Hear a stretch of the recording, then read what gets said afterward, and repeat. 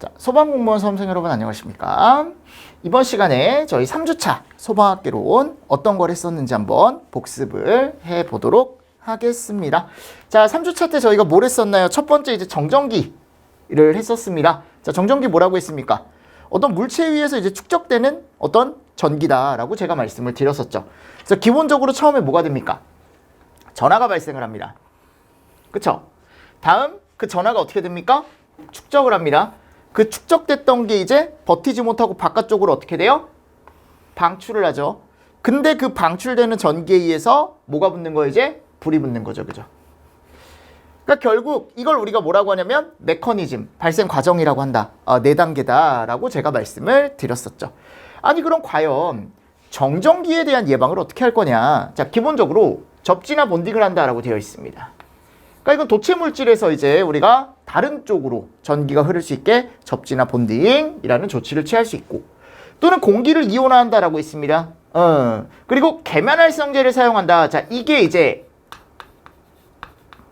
책에 가보면 대전방지제라고 되어 있는 게 이제 대표적인 물질이 계면활성제라는 게 있어서 제가 이렇게 조금 다르게 표현을 해봤고, 자, 만일 부도체라면 도체 물질을 사용한다라고 했습니다. 그러니까 부도체라는 건 뭐예요? 전기가 흐르지 않는 물질이면 요거를 약간 흘려줌으로써 전하의 축적을 막아준다라는 개념이다.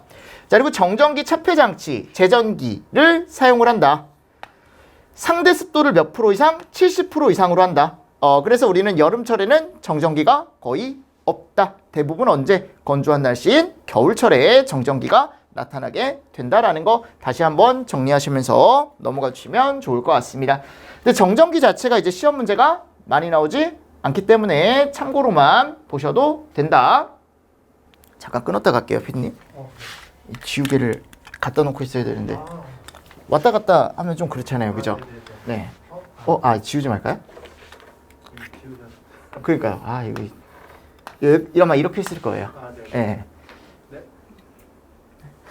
자, 그럼 다음 내용 한번 보겠습니다. 연소의 조건이네요. 그쵸? 그럼 연소가 되기 위한 조건에 일단 우리는 물리적 조건이라는 게 있고 또 뭐가 있어요? 에너지 조건이라는 게 있습니다. 그쵸?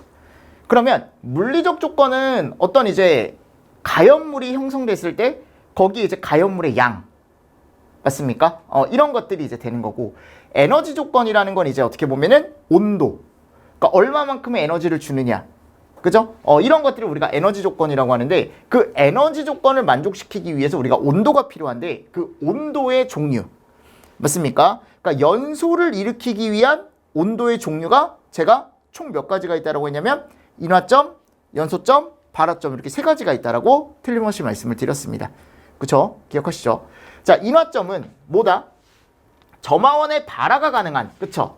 그러니까 여기 갔을 때 점화원으로 인해 이제 발화가 가능한 혼합기. 그러니까 이게 뭐예요? 가연성 혼합기. 맞습니까? 그러니까 여기 갔을 때 이게 좀 이상한데 점화원으로 발화가 가능한 혼합기가 생성되는 최저 온도다. 그쵸? 그래서 뭐라고 했냐면 최초로 불이 붙는 온도를 우린 뭐라고 한다? 인화점이라고 한다. 뭐라고 한다고? 인화점이라고 한다. 그러니까 점화원을 갖다 댔을 때 최초로 불이 붙는 온도를 우리가 인화점이라고 하고, 또는 이제 연소 범위상에서 연소 어디? 하한계. 뭐를 할 수 있는? 불을 붙일 수 있는 최저 온도를 우리가 또 뭐라고 한다? 인화점이라고 합니다. 그렇죠? 그리고 순간적으로 연소가 잠깐 반짝할 수 있는 온도를 우리가 또 뭐라고 하기도 하냐면 인화점이라고 하기도 하고, 1류, 2류, 3류, 4류, 5류, 6류 위험물 중에 4류 위험물, 대표적으로 4류 위험물은 뭐 기준으로? 인화점 기준으로 1석유류, 2석유류, 3석유류 나눌 수 있다라는 거 다시 한번 정리를 좀 해주시고, 연소점은 인화점 이후에 이제 뭐가 되는 거예요? 그렇죠. 지속적인 연소가 가능한 최저 온도를 우리가 뭐라고 한다? 연소점이라고 하는데, 보통 일반적으로 인화점보다 몇 도 높아요? 플러스 5에서 10도 정도 높다. 시간적으로 몇 초 이상? 5초 이상 지속이 가능한, 맞습니까? 자, 최저 온도를 우리가 뭐라고 하냐면 연소점이라고 합니다. 연소점이라고 얘기하고, 자, 마지막에 갔을 때 발화점이라는 게 있는데 두 개와의 차이점. 발화점은 기본적으로 점화원이 없다라는 조건이 있어야 돼요. 그쵸? 그러니까 여기 두 가지는 다 점화원이 있다라는 조건이 있고 여기는 점화원이 없었을 때 어떻게 보면은 열 축적으로 인해서 자연적으로 발화가 될 수 있는 온도를 우리가 뭐라고 하냐면 발화점이라고 합니다. 자동 발화점 또는 자연 발화점 AIT 영어로 표현할 수 있다라고 제가 말씀을 드렸었고요. 자, 그럼 발화점이 낮아지는 조건, 발화점이 낮아진다라는 건 결국 위험해지는 조건이라는 거거든요. 분자 구조가 복잡할수록, 그쵸? 발열량이 클수록, 분자량이 클수록, 산소의 농도가 클수록, 활성화 에너지가 작을수록, 그쵸? 열 전도율이 작으면 그리고 열 축적이 잘 된다. 탄소세의 길이가 길수록 이런 조건들을 가지는 어떤 가연물들이 뭐가 낮다라는 거예요. 발화점이 낮다라는 겁니다. 그쵸? 그래서 앞에서 봤을 때 가연물의 구비 조건과 유사하게 여러분들이 가져가 주시면 된다. 온도와의 관계는 항상 우리가 봤을 때 인연발화 순으로 간다. 그쵸? 인화, 연소, 발화. 발화가 가장 큰 거고 그 다음 중간에 연소, 제일 작은 게 인화 이런 식으로 일반적으로 나타나더라 라고 해서 연소의 조건에서 온도 조건은 정리를 좀 잘 하셔야 된다. 자, 다음 갔을 때 이제 연소 범위라는 게 있습니다. 자, 연소 범위는 어떤 가연물의 농도를 얘기하는 거죠. 물리적 조건을 얘기하는 겁니다. 그래서 연소 범위를 연소 한계, 폭발 범위, 폭발 한계, 가연 범위, 가연 한계 이렇게 표현을 하기도 하는데 연소 범위는 기본적으로 가연성 가스가 연소하기에 필요한 농도 조건이다라고 되어 있습니다. 그죠? 그래서 우리는 각 가연성 가스의 상한계 값과 하한계 값을 알아야 된다.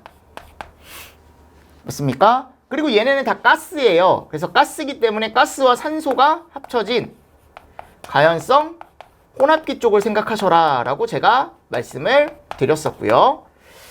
맞습니까? 자, 요게 이제 뭐냐면 연소 한계곡선이라는 건데 에너지 조건과 물적 조건이 맞아야만 제가 연소가 된다 그랬죠. 그죠? 자, 여기 포화진기압선 또는 포화진기압선도를 기준으로 왼쪽은 액체, 오른쪽은 기체를 얘기합니다. 자, 요 기체 쪽에서만 보는 거예요. 그래서 위에 있는 게 뭐? 상한계, 아래에 있는 게 뭐? 하한계. 그래서 요 안의 범위를 어떤 그 가스의 뭐라고 한다? 연소 범위라고 하는 거고 이 연소 범위 안에서 뭐가 가능하다? 화염 전파가 가능하다라는 거 다시 한번 보시면 좋을 것 같고 자, 아래 갔을 때 이제 에너지 조건이라는 게 있습니다. 어차피 물리적 조건 농도는 여기서 봤어요. 하한계와 여기 뭐야 여러분들? 상한계를 봤고 밑에 갔을 때 에너지 조건, 온도 조건이 있는데 여기 하한계 쪽에 불을 붙일 수 있는 최초의 뭐가 있어요? 인화점이라는 게 있고 오른쪽으로 갔을 때 어딘가 연소점이 있을 거예요. 근데 연소점을 따로 표현하진 않는다라고 했고 오른쪽에 갔을 때 뭐가 있다? AIT, 발화점이 보인다. 그리고 요 딱 중간이죠. 요 센터에 뭐가 있다? 우리가 보통 CST라고 하는 화학 양론 조성비. 그쵸? 그리고 어떤 최고 연소 속도를 나타내는 농도 표현도 따로 되어 있다라는 거. 됐습니까? 그래서 요걸 우리가 뭐라고 한다? 연소범위라고 하고 요 그래프 볼 줄 알아야 된다라고 제가 틀림없이 말씀을 드렸습니다. 그래서 여기 연소 한계 곡선이라는 거 여러분들 제가 봤고요. 자, 상한계와 하한계는 뭐다? 우리가 최소 농도와 최대 농도를 얘기한다라고 했고 연소 범위가 넓어지는 조건. 그쵸? 그러니까 이 연소 범위 영향 요소에는 5가지가 있더라. 그래서 산불이 났는데 PT를 하고 있다. 산불난 PT. 그래서 산소량에 따라서 달라지고 불활성 기체에 따라서 달라지고 난류에 의해서 달라지고 P는 압력, 얘는 온도. 그쵸? 이런 거에 의해서 영향을 받을 수가 있더라. 자, 기본적으로 산소나 온도나 압력이나 또는 난류가 형성이 된다면 위험성이 증가하기 때문에 이 범위가 어떻게 된다? 늘어난다라고 제가 틀림없이 말씀을 드렸었고 특이한 건 이 불활성 기체. 그죠? 불활성 기체는 내가 넣어주게 된다면 활성화 기체가 아니기 때문에 연소 범위가 어떻게 된다? 줄어든다라고 제가 틀림없이 말씀을 드렸습니다. 그죠? 자, 그럼 여기서 우리가 연소 범위라는 걸 알고 있으면 또 뭐를 구할 수 있냐면 그 가스가 얼마나 위험한지. 뭐를 구할 수 있다? 위험도를 구할 수가 있는데 자, 위험도는 어떻게 구한다? 상한계에서 하한계를 빼주고 하한계로 나눠주게 된다면 뭐가 나온다? 위험도라는 게 나와요. 자, 혼합물질 연소 한계를 구하는 법칙이 있다. 그게 뭐예요? 르샤틀리에 법칙이라는 게 있습니다. 그죠? 공식 정도 보실 수 있으면 좋다. 그래서 순수물질의 연소 범위라고 해가지고 제가 이런 식으로 이제 넣어놨습니다. 이거는 여러분들이 각자 암기를 좀 해주시면 좋을 것 같아요. 그래서 이氧화탄소에 대한 거 아세틸렌, 산화에틸렌, 에테르, 수소, 부탄, 프로판, 에탄, 메탄 요 정도는 알고 있어라. 그죠?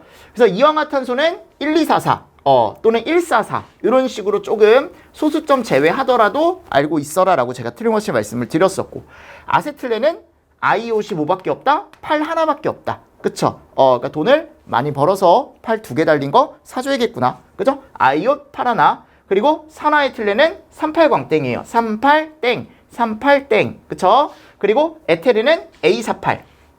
여기 1.9지만 대략 이 정도. 그래서 A48, 에테르는 A48. 수사는 여기 가보면 수소는 수사치료. 맞습니까? 수사치료. 부탄은 뭐 약간 욕 같지만 18빨리싸 이런 식으로 제가 외워주시면 된다라고 했고, 프로판은 푸이구, 에탄은 에사밀리, 메탄은 메오시봉 5에서 15 이런 식으로 해서 연소 범위를 요 정도는 세팅해 가시는 게 좋다라고 제가 틀림없이 말씀을 드린 기억이 있습니다. 그죠? 여러분들이 기억하실 거고. 그래서 위험도 순서 1, 2, 3, 4. 그러니까 저는 뭐 5등까지 제가 외우더라고 아마 수업에서 말씀드렸을 거예요. 위험도 순서. 요 순서. 그쵸? 그리고 연소 범위 순서도 요게 연소 범위가 1등.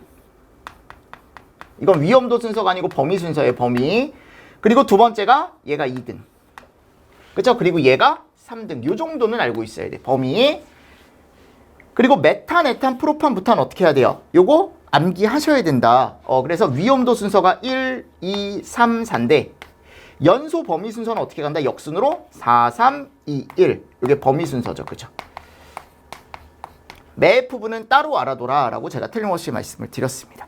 이게 이제 연소 범위에 대한 내용이고, 다음 갔을 때 최소 산소 농도라는 게 있습니다. MOC. 그쵸? 자, 이거는 화염 전파를 위한 최소한의 산소 농도 또는 화염 전파 시에 필요한 임계 산소 농도. 그쵸? 그리고 얘는 완전 연소 반응식의 산소 몰수에 의해 산소 농도를 결정을 한다. 뭐를? 최소 산소 농도를. 그럼 이 산소 몰수를 가지고 뒤에다가 그 가연물, 가스의 연소 뭐를 곱해준다? 그렇죠. 하한계를 곱해준다. 그래서 공식까지 여러분들이 정리를 잘 해주셔야 될 것 같고요. 다음 화학양론 조성비 CST입니다. CST. 자, CST는 뭐다? 우리가 연소 반응을 일으키는데 산소라던가 가연성 가스 이 두 개의 농도비가 정말 적절했을 때를 우리가 뭐라고 한다? CST. 화학 양론 조성비라고 하고, 우리는 이 농도를 구할 때 제가 식을 따로 넣어놓진 않았어요. 연료, 공기. 그쵸? 몰수를 넣어준 다음에 곱하기 100 연연공이라고 해서 화학 양론 조성비인 뭐를 구할 수 있다? CST라는 걸 구할 수 있다라는 거 다시 한번 정리를 해주시면 좋을 것 같고, 자, 다음 이제 MI 값입니다. MI. 자, 이게 뭐야 여러분들? 최소 발화 에너지. 그쵸?